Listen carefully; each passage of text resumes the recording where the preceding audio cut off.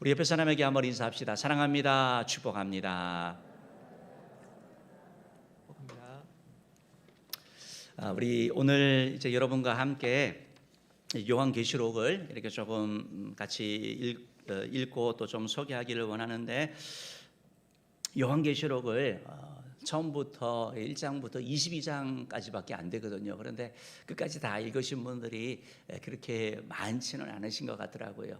많지는 않고, 이 말씀을 이렇게 읽어 나가면서, 신약 성경을 읽어 나가면서 마지막 고비가 이제 요한계시록인데요. 요한계시록을 읽기가 어려운 이유는, 계시록을 읽다 보면 내용이 뭐 좀 재앙과 관련되어서 3분의 1이 죽고 또 파멸되고 이러니까 두려움이 있어서 또 읽는데 조금 어려움이 있습니다. 아울러서 세상의 그러한 문화를 통해서 그러한 아포칼립스라는 그러한 영화, 뭐 이런 말세에 대한 그런 두려운 그런 영화들이 있기 때문에 아마 그런 영향도 또 있는 것 같고요. 또 하나는 요한계시록에는 상징적인 그런 표현이 있기 때문에 그것을 읽어 나가기가 조금 어려운 것 같습니다. 여러분, 그러나 성경을 우리가 읽어 나가면서 조금 어렵다 하더라도 요새는 우리 뭐 유튜브를 통해 가지고 성경 읽어주는 프로그램이 있잖아요. 그거 가지고 읽으면 2시간이면 읽겠더라고요. 그래서 2시간이 안 걸리니까 요한계시록도 여러분 이렇게 한번 읽어 나가시면 참 좋겠습니다. 오늘 성경 말씀은 이제 우리에게 요한계시록이 누가 그리고 또 어떻게 그리고 어디에서 이렇게 기록되었는지에 대한 그런 정보를 주게 되는 걸 보게 됩니다. 당시 요한계시록이 기록될 당시에 초대교회는 극심한 핍박과 박해와 환난 가운데 있었습니다. 그런 박해와 환난 가운데 있었고, 특별히 로마 황제를 숭배하는 로마 황제 숭배를 강요했기 때문에 마치 우리 일제시대에 신사참배를 하는 것처럼 신앙인으로서는 그 일을 할 수가 없었고, 그리하여 목숨을 잃고 때로는 뭐 쫓겨나기도 하고 가난한 삶을 살았던 것이 사실입니다. 그런데 로마의 10황제를 표현하거든요. 로마 황제 가운데 10명의 황제가 기독교를 악독하게 그렇게 핍박을 합니다. 그러니까 잠깐 끝나는 것이 아니고 그 고통의 시기가 너무 컸기 때문에 그 가운데는 배교하는 사람이 있었습니다. 그래서 기독교 신앙을 부인하고 예수를 주로 인정하지 않고 또 황제를 그렇게 섬기는 그러한 신앙을 받아들이고 여러 가지 어떤 그러한 유혹들이 많았기 때문에 그러한 상황 가운데 있는, 환난 가운데 있는 성도들에게 보는 것이 바로 요한계시록입니다. 요한계시록은 환난 가운데 있는 성도들에게 바로 귀한 말씀을 주면서 그들을 위로하고 그들을 격려하며 믿음의 길 잘 달려가라고 하는 그런 내용인데요. 오늘 요한계시록 1장 9절 말씀 10절 11절까지 우리 같이 한번 읽어보도록 하겠습니다. 우리 9절 말씀 읽어봅니다. 시작. 나 요한은 너희의 형제요 예수의 환난과 나라와 참음에 동참하는 자라. 하나님의 말씀과 예수를 증언하였으므로 말미암아 밤모라 하는 섬에 있었더니, 주의 날에 내가 성령에 감동되어 내 뒤에서 나는 나팔 소리 같은 큰 음성을 들으니 이르되, 내가 보는 것을 두루마리에 써서 에베소, 서머나, 버가모, 두아디라, 사데, 빌라델비아, 라오데게아 등 7교회에 보내라 하시기로. 지금 요한계시록 서론 부분인데요. 오늘 9절 말씀에 보니까 요한계시록을 누가 기록했느냐? 요한으로 알 수 있습니다. 9절 말씀에 보니까 나 요한은 너희의 형제고 그리고 예수의 환난과 나라와 참음에 같이 동참하는 일이고, 그리고 어떻게 그러면 요한이 이 요한계시록을 어디서 기록했느냐? patmos섬에서 기록했는데 어떻게 patmos섬에 가게 됐느냐? 하나님의 말씀과 예수를 증언, 말씀 전하고 복음 전하다가 결국은 그로 말미암아서 patmos라는 섬에 유배를 갔다라는 것을 우리에게 정보를 주는 것입니다. 역사학자들은 그 로마 황제 가운데 도미티아누스 황제 때 아마 patmos섬으로 가지 않았나 그렇게 해석을 하고 있습니다. 어쨌든 이러한 상황 가운데 이제 요한이 patmos섬에 갔고, 그래서 그곳에서 이렇게 요한 계시록을 기록하게 되는데, 10절 말씀을 보면 요한이 자기 생각을 쓴 것이 아니고 주의 날에 내가 성령의 감동이 되어서 하나님의 영의 감동이 되어서 하나님의 말씀을 들은 거예요. 큰 음성을 들은 거예요. 무슨 소리가 들렸는데 그 소리가 뭐냐면 7교회에 이것을 두루마리를 써서 보내라. 요한계시록을 써서 보내라라는 말씀을 하는 것을 듣게 되는 것입니다. 그래서 요한계시록은 사도 요한이 반모섬에서 성령의 이런 사로잡힘을 통해 가지고 아시아에 있는 소아시아에 있는 7교회에 보낸 서신이다라는 것을 여러분이 그렇게 기억하시면 되겠습니다. 오늘 특별히 이 성경이 기록된 이 반모섬을 한번 보면 PPT를 한번 좀 줘보실래요?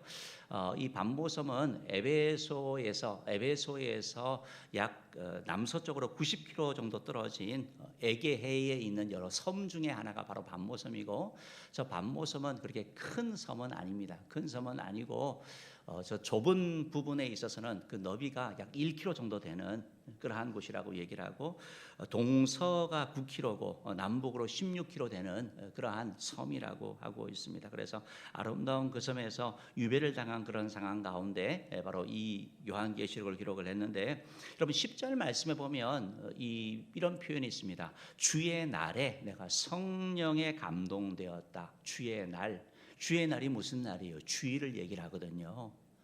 당시에는 안식일을 지켰잖아요. 안식일을 지키고 예수님이 부활하신 날이 바로 주의 날이죠. 부활하신 날. 바로 그 부활하신 주님의 부활하신 날, 바로 그 주의 날에 바로 이런 계시를 보고 환상을 봤다.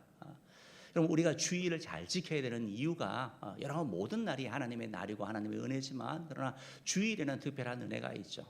요새는 이러한 사상을 통해 가지고 모든 날을 주일처럼 이렇게 지키자라고 얘기를 하는데 그게 맞는 얘기거든요. 그런데 가만히 보면 모든 날이 주일이 아니라 우리 삶에 주일이 별로 없는 거예요. 다 똑같아요. 오늘 성경에 봤을 때 사도 요한 같은 경우는 주일에 그 반모섬에서 귀한 가수도 그것을 하나님께 예배하고 찬양하는 가운데 성령의 그런 감동을 받았고 하나님의 은혜를 누리겠다는 걸 기억하시고, 주일을 지키며 예배하는 자에게 하나님께서 놀라운 일을 행하시는 걸 믿으시는 저 여러분들 주님으로 축복합니다. 오늘 1절 2절 말씀도 바로 이 부분, 이런 반복되는 내용들을 설명하고 있는데 요한계시록을 이렇게 설명하고 있습니다. 한번 1절 2절 말씀도 한번 읽어봅시다. 시작. 예수 그리스도의 계시라. 이는 하나님이 그에게 주사 반드시 속히 일어날 일들을 그 종들에게 보이시려고 그의 천사를 그 종 요한에게 보내어 알게 하신 것이라. 요한은 하나님의 말씀과 예수 그리스도의 증거 곧 자기가 본 것을 다 증언하였느니라. 2절 말씀 보니까 요한은 하나님의 말씀과 예수 그리스도의 증거, 자기가 본 거 다 증언해서 다 기록했다라고 우리에게 정보를 1절 2절에서 주는 것이죠. 그러면 이 요한계시록에 대한 더 정보를 1절 말씀이 우리에게 더 주고 있는데요. 1절 말씀에 보니까 예수 그리스도의 계시다. 요한계시록은 예수 그리스도의 계시다라는 것을 말씀하고 있습니다. 이건 너무 중요한 단어예요. 요한계시록은 요한이 썼지만 예수 그리스도의 계시다라고 말씀하고 있고, 이 계시를 하나님이 그에게 주사, 하나님이 예수님에게 주신 거예요. 예수님에게 알려주신 거예요. 그래서 예수님께서 뭘 알려주셨냐면 하나님이 반드시 속히 일어날 일들, 미래의 일들, 계시를 말합니다. 계시, 미래에 일어날 일들을 예수님에게 알려주셨고, 그래서 예수님께서 그 내용을 그 종들에게, 하나님의 종들, 믿는 사람들, 특별히 지금 소아시아에서 핍박 가운데 신앙생활하는 그 사람들에게 앞으로 이런 일들이 일어날 거야, 말세의 신앙생활을 우리들에게 이런 일들이 있을 거야 라는 것을 알려주기 위해서 지금 요한계시록이 기록이 된 거예요. 그래서 바로 요한에게, 그종 요한에게 천사를 통해 가지고 이 일을 하셨다. 요한은 성령에 사로잡혔다라고 이렇게 표현하면서 내용을 설명하고 있는 것을 보게 됩니다. 정리하면 요한계시록은 앞으로 일어날 일들을 그 종들에게, 바로 그의 백성들, 하나님의 백성들에게 알려주게 하기 위해서 하나님께서 그 비밀을 예수 그리스도에게 알려주셨고, 예수님께서 그 일을 요한에게 알려주셔서 요한이 아시아에 있는 7교회에게 보낸 것이 바로 요한계시록이다. 여러분 이렇게 이해하시면 되겠습니다. 여러분 요한계시록을 읽어나가면서 이제 어려운 것 중에 하나가 상징적인 건데 숫자적인 것도 있거든요. 7이라는 숫자가 오늘 본문에도 자주 나오는 걸 보게 됩니다. 1장에만 요한계시록에서 7이라는 숫자가 10번 이렇게 나오게 됩니다. 7교회, 7별, 7 등대, 7별, 그렇죠? 7촛대 이렇게 되면서 7 영, 7 이렇게 표현되는데, 여러분 성경에서 우리가 7이라는 숫자는 알고 있습니다. 완전수다라는 거. 성경의 7이라는 숫자는 완전한 거, 끝까지 하는 거. 그래서 엘리야 선지자 같은 경우는 7번까지 다시 가자. 7번까지 끝까지 가라. 기도 응답이 있을 때까지라고 말씀한 걸 기억하고, 여리고성을 무너뜨릴 때도 7일간 돌았죠. 그리고 일곱째 날 7바퀴를 돌았죠. 이게 완전한 것을 얘기를 합니다. 숫자적인 뿐만 아니고, 나만 장군 같은 경우도 요단강에 7번 몸을 담 거죠. 그래서 완전한 치유가 이루어지는 숫자가 7일을 상징하는 것을 보게 됩니다. 여러분, 이 요한계시록에 나타나는 이런 7을 왜 완전수라 그리고 축복의 수라고 얘기를 하냐면, 두 가지 해석이 있는데, 하나는 7은 3과 4의 합이라고 얘기를 하고 있습니다. 3은 하늘의 수라고 얘기를 합니다. 성부, 성자, 성령, 삼위 하나님을 나타내는 숫자가 3. 그리고 4는 땅의 수, 즉 동서남북 이 땅을 나타내는 숫자 4, 즉 하늘의 수와 땅의 수가 합쳐져서 7이 되기 때문에 이 수는 완전한 수다라고 표현을 하는 것이죠. 또한 다른 해석에 있어서는 하나님께서 천지를 6일 동안 창조하시고 7일에 안식하심으로 말미암아 완성을 했죠. 그렇기 때문에 완전수이고 축복의 수다라고 표현하는 것입니다. 그러면 이 7에서 하나가 빠진 수 6은 저주의 수죠. 그래서 계시록에 보면 666이 나오는 겁니다. 666. 6은 저주의 수를 얘기를 하는 것이죠. 그러면 이 요한계시록에서 7교회에 보냈다라는 것은 당시에 소아시아에 교회가 7개만 있었던 게 아니거든요. 오늘날 터키 지역입니다. 7개만 있었던 것이 아니고 많은 그러한 것들이 더 많은 교회가 있었는데, 그 가운데 7교회만 이렇게 보낸 것을 알게 되는 것이죠. 그것은 무슨 얘기냐면 7이라는 숫자의 상징을 통해서 모든 교회, 그러니까 소아시아에 있는 교회만이 아니고 지상에 있는 모든 교회가 요한계시록에 나타나는 7교회에 다 해당되는 걸 보게 됩니다. 칭찬 듣는 교회, 칭찬과 책망이 있는 교회, 책망만 듣는 이런 모든 교회의 속성들이 모든 이 땅에 있는 교회들에게 나타나는 것을 보게 되는 것이죠. 여러분, 그 PPT를 준비를 했는데 좀 보지를 못했는데, 우리 밤모섬 사진을 다시 한번 좀 보여주시면 조금 더 좋을 것 같아요. 지금 밤모섬의 사진이고요. 그리고 다음 사진도요. 저렇게 지금 밤모섬의 사진이고요. 다음 사진 줘보십시오. 그래서 지금 그 조금 확대해 주시면 저기 밤모섬에서 소아시아, 지금 터키 지역에 있는 7교회 지역 잘 안 보이시죠? 그래서 이게 탐원형으로 이렇게 쭉 올라갑니다. 에베소, 서머나, 버가모, 두아디라, 사대교회, 빌라델비아, 라오디게 교회, 저희 교회 대표적으로 라운드로 해가지고 7교회에 지금 보낸 것이고, 오늘날의 터키 지역에 해당되는 것이죠. 그래서 저 7교회는 그 7교회만이 아니고 7교회 보냈지만, 그리고 이 보내서 이 두루마기를 돌려서 읽었단 말이에요. 이것은 이 땅에 있는 모든 교회에게 주는 그러한 말씀이라는 것을 우리가 알게 되는 것입니다. 요한계시록을 기록을 하면서 바로 이런 요한이 바로 이 하나님의 이 계시를 장차 일어날 일들을 기록한 것이고, 이것이 7교회에 보는 것이라고 말씀하면서 요한계시록을 시작을 하면서 뭘 얘기를 하냐면 삼위 하나님의 모습을 우리에게 보여주고 있습니다. 그래서 앞에 내용들을 이렇게 조금 보시면 조금 더 이해하기가 쉽거든요. 그래서 하나님이 어떠한 분인지 우리에게 소개하고 있는데, 4절 부분 우리 한번 더 읽어봅시다. 4절 B부분 읽어봅니다. B부분, 요한은 아시아에 있는 7교회에 편지하고요. B부분 읽어봅시다. 시작. 이제도 계시고 전에도 계셨고 장차 오실 이시며 그의 보좌 앞에 있는 7 영과 라고 표현하면서 이게 5절과 연결이 돼야 되는 거거든요. 하나님은 이제도 계시고 전에도 계시고 장차 오실 분이다. 하나님은요, 창조의 근원이 되시고 마지막까지 근원이 되시는 것. 이 표현은 예수 그리스도에게도 동일하게 사용되는 걸 보게 되는 것입니다. 계시록 1장 8절 말씀에 보면 이 부분을 표현을 하면서 하나님이 이르시되 나는 알파와 오메가다. 예수님도 알파와 오메가잖아요. 동일한 표현이죠.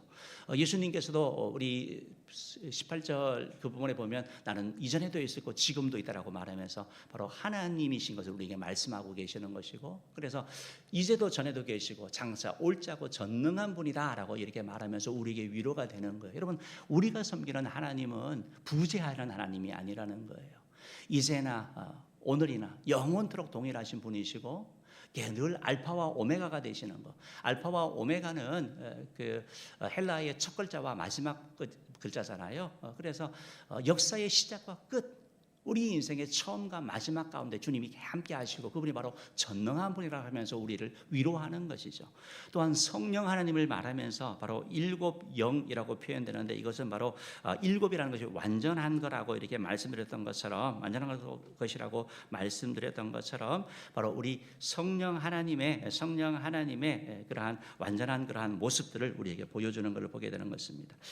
그리고 이제 이 성부 하나님 또 성령 하나님 그리고 성자 하나님에 대해서는 5절에서 말씀하고 있거든요. 5절 말씀 한번 예수님에 대한 거 한번 읽어봅시다. 시작. 또 충성된 증인으로 죽은 자들 가운데에서 먼저 나시고 땅의 임금들의 머리가 되신 예수 그리스도로 말미암아 은혜와 평강이 너희에게 있기를 원하노라 라고 표현되어 있어요. 그러니까 예수님에 대해서는 예수님은 충성된 증인이세요. 충성된 분이셔요. 처음부터 끝까지. 그리고 죽은 자들 가운데서 먼저 나신 분, 부활의 첫 열매가 되신 분이 우리 예수님이세요. 그 이전에 또 부활한 사람은 있지만 죽었다가 살아났지만 다시 죽었죠. 완전한 부활은 아니죠. 완전한 부활은 바로 우리 주님인 것을 말씀하고 있고요. 성경 구절 그대로 보여주시면 더 나을 것 같아요. 그리고 땅의 임금들의 머리가 되신다. 왕의 왕이라는 거예요. 왕의 왕. 모든 왕의 왕이 되시는 분, 모든 임금들의 왕이 되시는 분, 임금이 되시는 분이 바로 우리 주님인 것을 말씀하고 있는 거예요. 그러니까 이것이 얼마나 놀라운 선포인지 몰라요.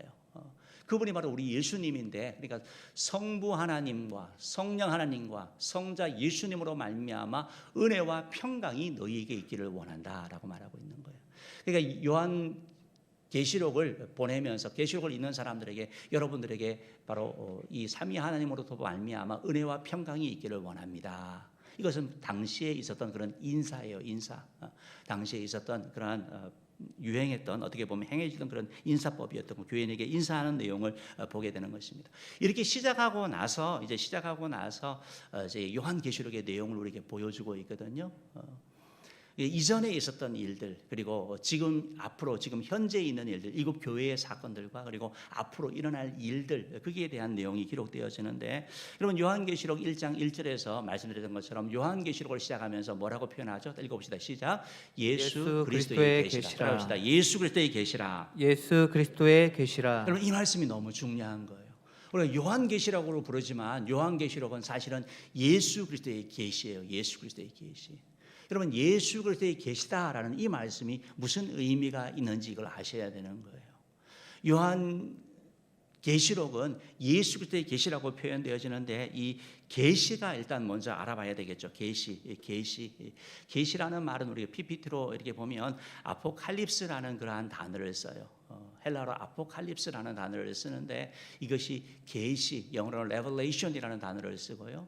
그러니까 이게 어떤 의미냐면 감추어져 있던 것이 드러나는 걸 얘기를 하는 거예요. 감추어져 있던 것이 덮여 있던 것을 벗겨내는 걸 얘기를 하는 거예요. 마치 신부의 면사포를 쓰고 난 다음에 면사포를 벗기면 얼굴이 드러나잖아요. 마찬가지로 앞으로 일어날 하나님의 계시의 내용을 우리에게 보여주는 것, 이게 바로 계시라는 거예요. 여러분 모든 계시는 하나님으로부터 오는 거예요. 하나님으로부터. 사람으로부터 오는 게 아니고 하나님으로부터 이런 보여지는 이런 계시가 주어지는 것이죠. 그러면 하나님이 우리에게 뭘 보여주시는 거예요? 요한계시록을 통해서 하나님의 뜻을 가르쳐 주시고 하나님의 구원의 계획을 가르쳐 주시고 장차 어떤 일이 일어날 것에 대한 거기에 대한 말씀을 하시는 것이죠. 여러분 오늘 특별히 이 요한계시록은 예수 그리스도의 계시라고 말씀드렸는데 예수 그리스도의 계시가 어떤 의미입니까? 어떤 의미입니까? 두 가지로 해석을 하는데요. 첫 번째로는 요한계시록의 예수 그리스도의 계시다라는 말은 이 계시가 예수 그리스도를 통해서 우리에게 주어졌다라는 거예요. 예수 그리스도를 통해서 우리 계시가 주어졌다. 그래서 예수 그리스도의 계시다라고 표현하는 거예요. 여러분 모든 사람은 죄를 지었기 때문에 하나님과 교제할 수가 없어요. 하나님과 소통할 수가 없고 하나님을 들을 수가 없어요. 그런데 하나님의 특별한 은혜로 말미암아 죄인인 우리를 위하여 예수님께서 이 땅에 오셔서 하나님의 뜻을 우리에게 전해줘요. 우리의 소통이 되는 거예요. 하나님과 우리의 연결고리가 되는 거예요. 그래서 예수 그리스도의 계시다라는 이 말씀은 우리가 예수님을 통해서 하나님을 만나고 하나님의 음성을 듣고 하나님의 뜻을 알게 된다. 예수님이 그런 통로가 된다. 그런 의미에 있어서 예수 그리스도의 계시다라는 말이에요. 또 하나 예수 그리스도의 계시다라는 이 말은 어떤 의미냐면 예수님이 계시의 중심이다라는 거예요. 예수님이 계시의 중심이다. 결국 인류 역사를 우리가 돌이켜볼 때 사람이 뭘 하는 것 같은데 그 배후에는 바로 예수님이 계시는 것이죠. 우리가 BC AD라는 표현을 쓰는 것처럼 역사의 중심이 예수님이라는 것을 드러내는 것이고 계시의 중심에도 예수님이 계시는 거예요. 그래서 예수님이 계시의 중심이 되어서 나타나는 것. 그래서 오늘 그 내용을 여러분과 함께 나누기를 원합니다. 그러면 예수 그리스도의 계시가 예수님이 중심된 계시는 우리들에게 어떻게 나타나고 있습니까? 첫 번째로 예수 그리스도의 계시는 그리스도의 구원의 비밀을 우리에게 알려줍니다. 따라합시다. 구원의 비밀을 알려줍니다. 구원의 비밀을 알려줍니다. 그러면 예수님은 계시를 통해 가지고 예수 계시를 통해서 우리에게 구원의 비밀을 알려주는 거예요. 어떻게 죄로부터 해방될 수 있는지, 어떻게 죄로부터 벗어날 수 있는지, 어떻게 지옥으로부터 사망으로부터 자유케 될 수 있는지, 해방될 수 있는지 우리에게 가르쳐 주는 것이 바로 예수님의 계시인 것입니다.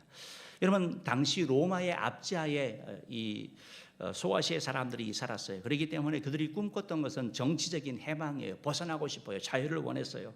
그런데 사도 요한은 그들에게 정치적인 자유보다 더 중요한 것이 있는데, 더 의미 있는 것이 있는데, 그것이 바로 죄로부터 자유함을 얻는 거라고 말씀하고 있습니다. 우리 1장 5절 B 부분 말씀 우리 한번 읽어보겠습니다. 시작. 우리를 사랑하사 그의 피로 우리 죄에서 우리를 해방하시고. 그의 피로 우리를 죄에서 해방하셔요. 이게 귀한 복음의 말씀이에요. 복음의 핵심이 되는 말씀이에요. 여러분, 우리를 죄로부터 해방할 수 있는 방법이 뭐냐? 누구냐? 예수님이에요. 예수님. 우리를 죄로부터 구원할 수 있는, 사망으로부터 구원할 분은 예수님인데, 그 우리의 죄를 어떻게 해결했느냐? 그분의 보혈의 피로 해결했다라는 거예요. 성경에 기록된 것처럼 죄의 삭스는 사망이에요. 그런데 그 사망, 그 영원한 저주, 지옥, 어떻게 우리가 벗어날 수 있느냐? 바로 예수 그리스도를 통해서, 예수 그리스도를 믿음으로 말미암아 주님의 보혈로 우리가 죄용서함 받음으로 말미암아 이런 일들이 이루어진다라는 거예요.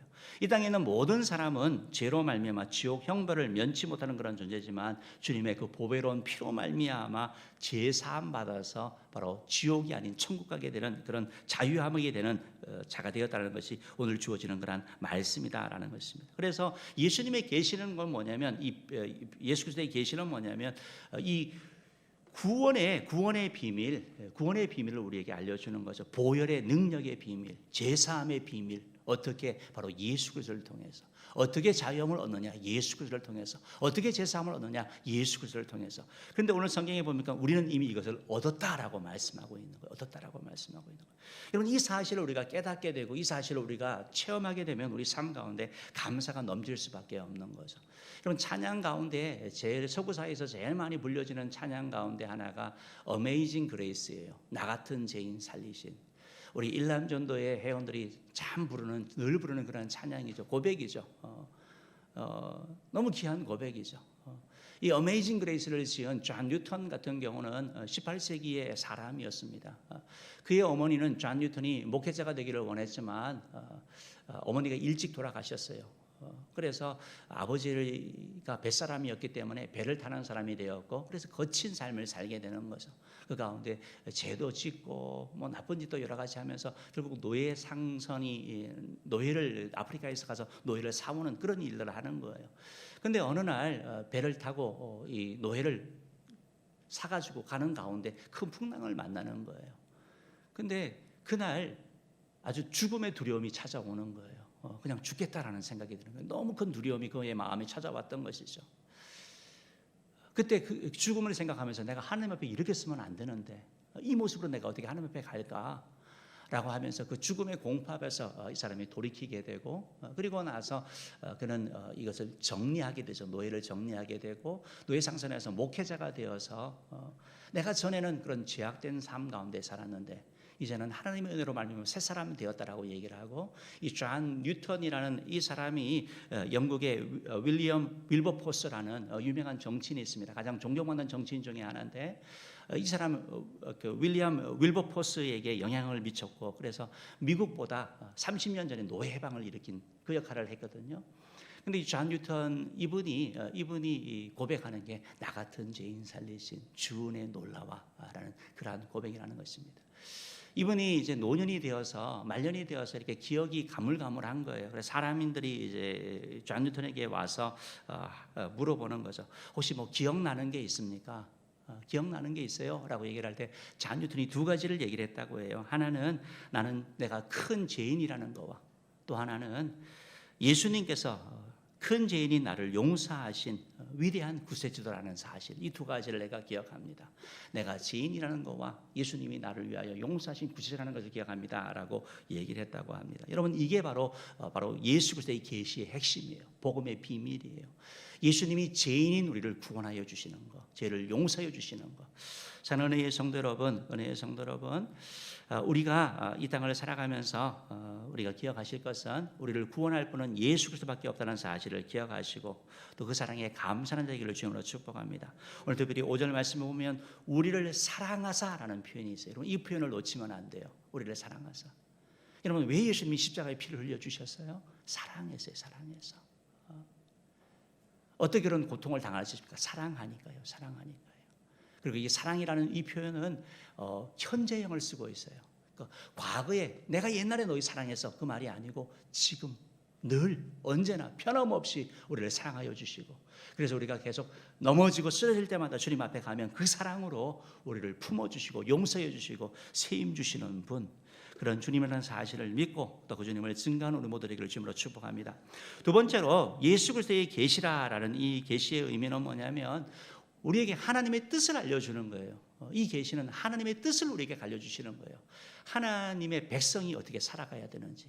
여러분, 계시의 중심은 예수님이라고 말씀드렸잖아요. 그러니까 예수님의 십자가의 피, 그로 말미암아 구원의 비밀이고 하나님의 뜻, 예수 그리스도를 믿는 예수 그리스도의 백성이 어떻게 살아야 되느냐, 그리스도인이 어떻게 살아야 되느냐, 하나님의 뜻을 따라 살아가는 거죠. 그리스도를 닮아가는 삶을 사는 거죠. 특별히 사명을 감당하는 자가 되어라, 이기는 자가 되라라는 것이 오늘 우리에게 주는 계시록의 그런 말씀인 거예요. 우리 1장 6절 말씀 한번 읽어보겠습니다. 1장 6절 말씀 읽어볼게요. 시작. 그의 아버지 하나님을 위하여 우리를 나라와 제사장으로 삼으신 그에게 영광과 능력이 세세토록 있기를 원하노라. 여러분, 이 아멘. 말씀에 있어서도 너무 중요한 말씀이 우리를 나라와 제사장으로 삼아 주셨다라는 거예요. 죄 용서 받고 구원받은 거기서 머무는 것이 아니고, 은혜가 제수함에 머문 것이 아니고, 우리를 하나님을 위하여 일할 수 있는 사람, 하나님의 사명자, 하나님의 일꾼, 제사장 역할을 감당하는 것을 말씀하고 있는 거예요. 하나님을 섬기는 자가 되는 거예요. 하나님을 높이는 자가 되는 거예요. 하나님을 전하는 자가 되는 거예요. 이 사명을 우리에게 주셨다라고 말씀하고 있는 거예요. 이 사명을 우리에게 주셨다라고 말씀하고 있는 거죠. 사랑하는 은혜의 성도 여러분, 우리가 이제 보람의 자이 아파트가 이렇게 입주를 하게 되고, 우리가 보람의 자이 아파트를 위해서는 세 가지 큰 틀로 우리가 전도를 하려고 합니다. 첫 번째는 사전 입주, 이번 주에 있는 토요일 주일 그날 입주하는 사람들에게 교회를 소개하고 교회를 알리는 그런 역할들을 할 것이고, 또한 개개인이 입주할 때 또 우리가 또 전도해 나갈 것이고, 또는 입주가 끝난 후에 우리가 그렇게 또 전도를 해 나가려고 합니다. 여러분, 우리가 그들을 전도해 나가면서 그들에게 우리가 가서 그리스도의 제사장의 역할을 감당하는 거예요. 증인의 역할을 감당하는 거예요. 예수 그리스도의 좋은 향기가 되는 거예요. 편지가 되는 거예요. 그 가운데 신앙생활 하다가 쉬고 있는 사람들, 복음이 너무나 필요한 사람들, 어려움 갖는 사람들을 만나게 되고 그들을 주님 앞에 인도하는 데 쓰임받는 역할을 우리가 감당해 나가는 것이죠.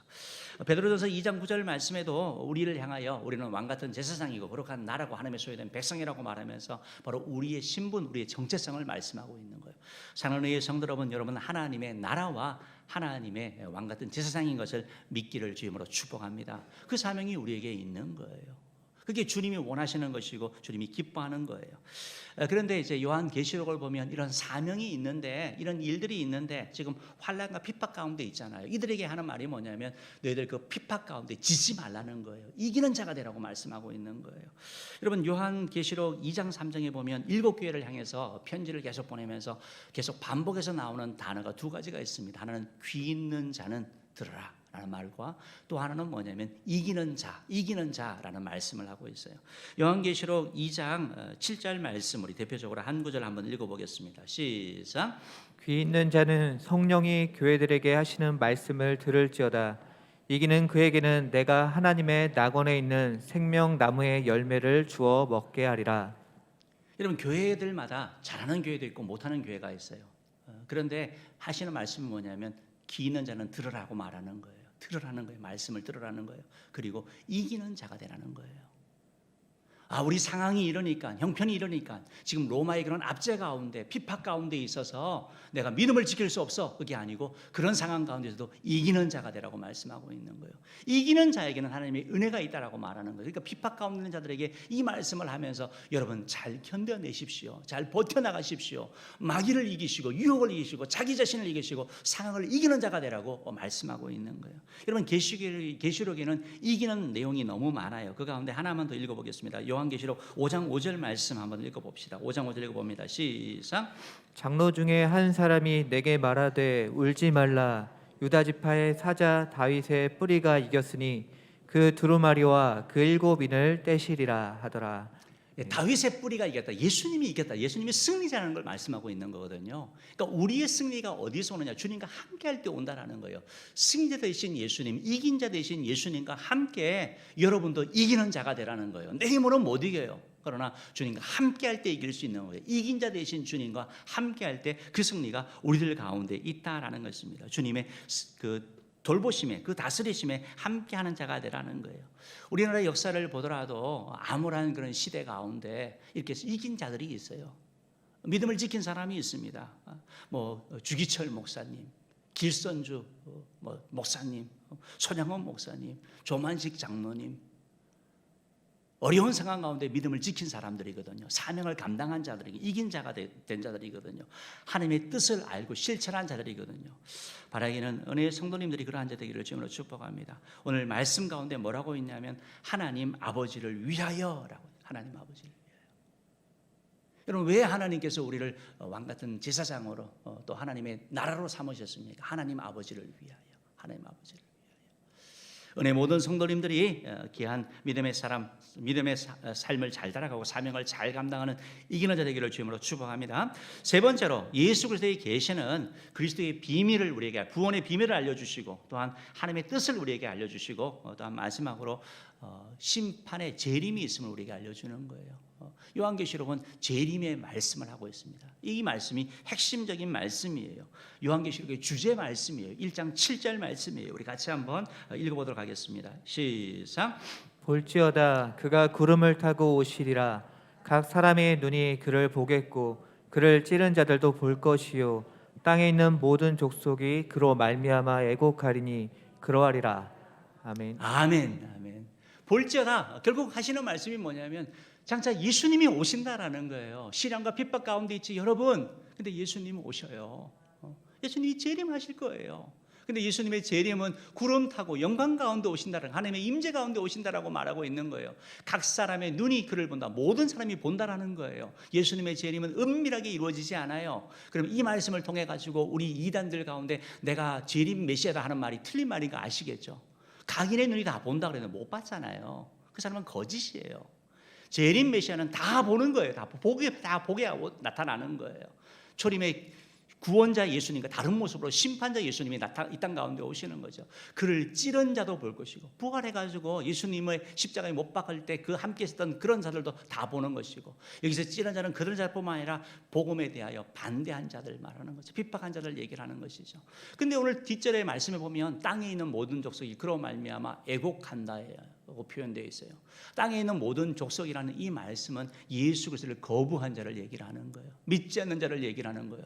그들에게서 심판은 두려운 거예요. 심판은 멸망이에요. 심판은 끝이에요. 그러나 주님을 믿는 성도들에게는 예수님의 재림이 기쁨이고 상급이고 그냥 잔치가 되는 거라고요. 그러니까 성경은 요한계시록은 우리에게 예수님의 재림이 우리 가운데 있다라고 이렇게 말씀하고 있는 것이죠. 저는 은혜의 성도 여러분, 예수님께서 마태복음 24장 30절에서도 이런 말씀을 하셨어요. 우리 한번 읽어봅시다. 시작. 그때 인자의 징조가 하늘에서 보이겠고 그때 땅의 모든 족속들이 통곡하며 그들의 인자가 구름을 타고 능력과 큰 영광으로 오는 것을 보리라. 본다라고 이렇게 말씀하고 예수님도 이렇게 말씀하셨거든요. 예수님의 재림은 시간과 장소의 구애함 없이 모든 사람이 보고 맞이하게 될 우주적인 사건이 되는 것이죠. 예수님을 거부한 자들, 복음을 거부한 자들, 그런 자들은 슬피 울게 되는 것을 말씀하고 있는 것이죠. 무서운 심판의 날이 되는 것이지만 믿는 우리에게는 상급의 날이 되고 잔치의 날이 되는 것을 말씀하고 있는 거예요. 그래서 요한계시록 그리스도의 이 예수 그리스도의 계시는 바로 예수님의 재림이 있다라는 것을 우리에게 말씀하고 있는 거죠. 그러면 요한계시록이 그러면 왜 이렇게 기냐? 그 중간에 뭐가 있느냐면 예수님의 재림 전에 있어서 사건들을 말씀하고 있는 거예요. 환난을 얘기를 하고 있습니다. 인, 나팔, 대접, 인재양, 나팔재앙, 대접재앙, 일곱 인, 일곱 나팔, 일곱 대접. 이런 재앙이 점점 커져가는 거예요. 그 고통들 가운데 그런 시련이 있다 하더라도 버텨라, 견뎌라, 이겨내라 라고 주님이 말씀하고 있는 것을 보게 되는 것입니다. 오늘 요한계시록 1장 1절에 보면 이 일들이, 이런 일들이, 말세의 일들이 반드시 속히 일어날 일이라고 표현하는데, 여기서 반드시 속히 일어날 일이라고 표현되어 있는 이 부분을 해석을 하는 데 있어서 조금 다른 해석이 있을 수 있습니다. 여기서 반드시는 반드시 예수님께서 필연적으로 하는 그런 말씀이고, 속히를 시간적으로 해석할 수도 있고, 또 시간적인 거로 해석하면 이 본문 말씀이 1세기 성도들에게만 해당되는 내용들이 되거든요. 그래서 이 속히라는 이 부분도 성경에 있어서는 반드시의 강조로도 쓰일 수 있는 거예요. 제가 성경 구절 두 구절 찾아드릴게요. 로마서 16장 20절 말씀 한번 읽어봅시다. 시작. 평강의 하나님께서 속히 사탄을 너희 발 아래에서 상하게 하시리라. 우리 주 예수의 은혜가 너희에게 있을지어다. 여기서 속히, 빨리라는 이런 시간적인 의미도 되지만 반드시라는 의미로 되는 거거든요. 그러니까 반드시 예수님의 재림이 이루어지고 예수님의 일들이 이루어진다, 이렇게 해석이 가능한 거예요. 반드시 사탄을 무너뜨려 줄 것이다 라고 말씀하는 것이죠. 누가복음 18장 7절 8절 말씀에 있어서도 이 속히라는 단어를 반드시로 이렇게 해석할 수 있습니다. 읽어봅시다. 시작. 하물며 하나님께서 그 밤낮 부르짖는 택하신 자들의 원한을 풀어주지 아니하시겠느냐? 그들에게 오래 참으시겠느냐? 내가 너희에게 이르노니 속히 그 원함을 풀어 주시리라. 그러나 인자가 올 때 세상에서 믿음을 보겠느냐 하시니라. 여기서 이 속히도 하나님이 속히 해준다 그러는데 왜 안 해주세요? 그런 의미도 여러분 해석할 수 있지만 시간적인 것뿐만 아니라 반드시 해주신다, 반드시 해준다. 그래서 속히라는 것을 꼭 시간적인 것뿐만 아니라 반드시 한다라는 필연적인 이런 의미로 여러분이 해석을 하시면 가능한 것이죠. 그래서 요한계시록을 읽으면서는 1세기 성도들이 처했던 그런 상황들, 고통의 상황들 가운데서, 그리고 장차 미래적으로 앞으로 우리들 가운데 환난과 시험을 대비하는 마음으로 우리가 읽어나갈 필요가 있다라는 것입니다. 그러면 예수 그리스도의 계시를 우리에게 알려주셨는데 우리는 그러면 어떻게 예수님의 이 재림을 준비하고 우리의 믿음을 지키고 상급하는 삶을 살 수 있습니까? 우리 3절 말씀 읽어보겠습니다. 3절 읽어보겠습니다. 시작. 이 예언의 말씀을 읽는 자와 듣는 자와 그 가운데 기록한 것을 지키는 자는 복이 있나니 때가 가까움이라. 아멘, 아멘.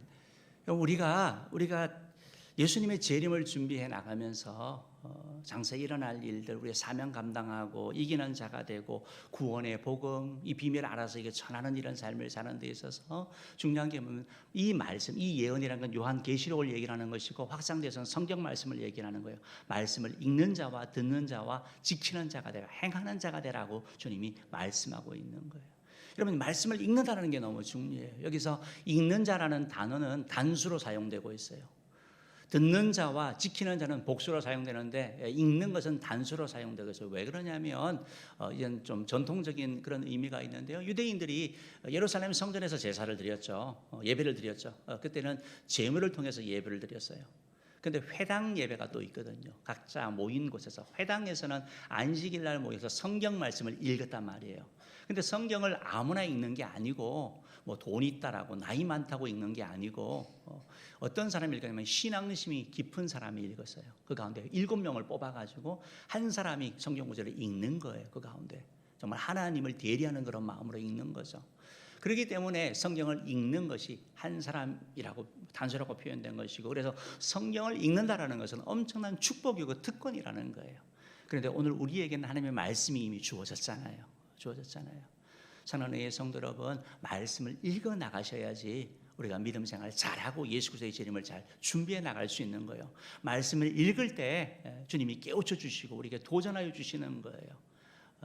특별히 은혜 성도들께서 우리 153 기도 운동을 해나가고 있는데 말씀을 계속해서 잘 읽어나가는 되기를 주님으로 축복합니다. 여러분, 말씀을 듣는 자가 복이 있다고 해요. 말씀을 듣는 거. 뭘 듣느냐, 보고 듣느냐에 따라서 그 사람의 인격이 바뀌는 거죠. 그래서 성경은 믿음은 들음에서 나며 들음은 그리스도의 말씀으로 말미암는다고 말씀하고 있습니다. 여러분, 말씀을 들어야 돼요. 말씀을 들어야 돼요. 선포되어지는 말씀을 들어야 되는 거예요. 하나님의 말씀을 들을 기회를 여러분이 많이 가지셔야 되는 거예요. 주일 예배 한 번으로 우리 신앙 유지하기도 어려워요. 버겁다라고요. 신앙 성장을 위해서 하나님의 말씀을 자주 듣기를 축복합니다. 더 중요한 건 말씀을 지키는 거죠. 행하는 것을 말씀하고 있는 거죠. 말씀을 듣는 것도 힘들고 읽는 것도 힘들지만 지키는 건 더 힘들어요. 그런데 여기에 더 큰 복이 있는 거예요. 작은 것이라도 여러분이 실천해 나갈 때 하나님의 은혜가 있을 줄 믿습니다. 우리가 153 기도 운동을 해나가면서 개인적인 경건이에요. 기도와 말씀과 찬양, 내 자신을 위해서 하는 거예요. 감사하는 것도 마찬가지고 사랑을 실천하는 것도 마찬가지예요. 이웃을 위한 것이지만 나에게 시작되는 거예요. 우리가 가정을 위해서 앞으로 이제 1시간 정도, 일주일에 1시간 정도 여러분의 시간을 내주셔야 될 거예요. 그것은 바로 가정 예배를 하는 거예요. 성도들과 함께, 가족들과 함께 하루 일주일에 1시간 정도 함께 말씀 읽고 나누고 하는 그런 시간들 가지시기를 바랍니다. 아울러서 하나님의 나라와 또 교회와 이웃을 위해서 복음 전하는 것, 초청 축제를 위해서 또 사전 전도를 위해서 여러분들 힘써 나가는 저와 여러분 되기를 간절히 주님으로 축복합니다. 요한계시록 20장 22장 20절은 이렇게 말씀하고 있습니다. 이것들을 정언하시니 이가 이르시되 내가 진실로 속히 오리라 하시거늘 아멘. 주 예수여 오시옵소서. 사랑하는 성도 여러분, 우리 주님이 오실 때 주님 안 됩니다. 주님이 상을 주기 원하는데 난 주님 한 게 아무것도 없어요. 이런 사람이 아니고 마라나타 아멘 주 예수여 오시옵소서. 아멘 주 예수여 오시옵소서라고 주님을 기쁘게 환영하는 은혜 모든 성도 되기를 주님으로 축복합니다. 기도로 가겠습니다.